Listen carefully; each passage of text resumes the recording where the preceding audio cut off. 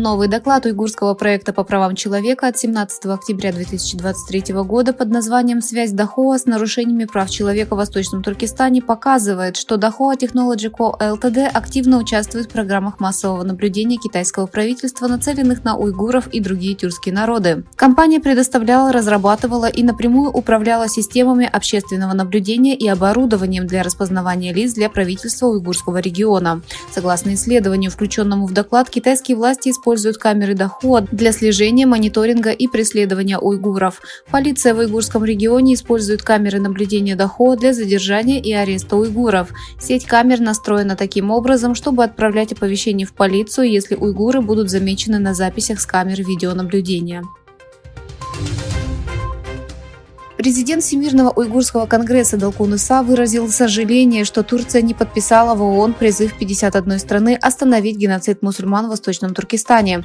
Далкун Иса, заявив о недопустимости того, что ни одна исламская страна, кроме Албании, не подписала совместное заявление, подготовленное Комитетом Китая по прекращению геноцида уйгуров, сказал: «Тот факт, что многие турецкие и мусульманские страны не подписали заявление, осуждающее Китай, заставляет задуматься и вызывает у нас изумление. Кроме того, невозможно понять, почему Турция и Сомали, которые были в числе 50 стран, подписавших заявление с осуждением Китая в 2022 году, на этот раз его не подписали. Тем не менее, геноцид этнических турок в Восточном Туркестане продолжается все чаще».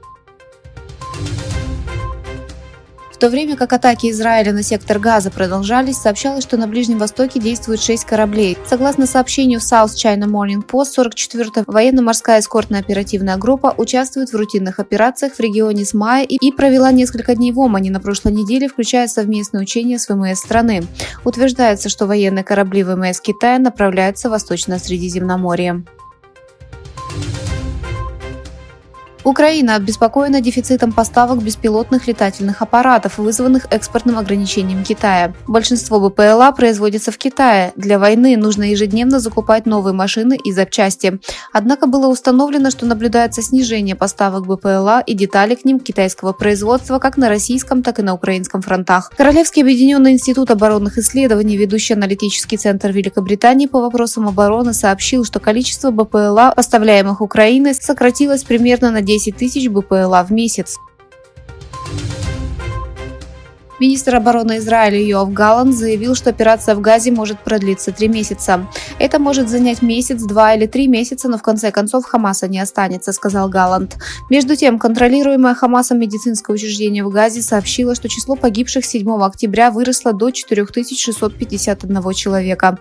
Агентство сообщает, что 1873 из убитых были детьми. Филиппинские корабли столкнулись с китайской береговой охраной и полицейскими судами в Южно-Китайском море. При этом каждая сторона обвинила друг друга в столкновении.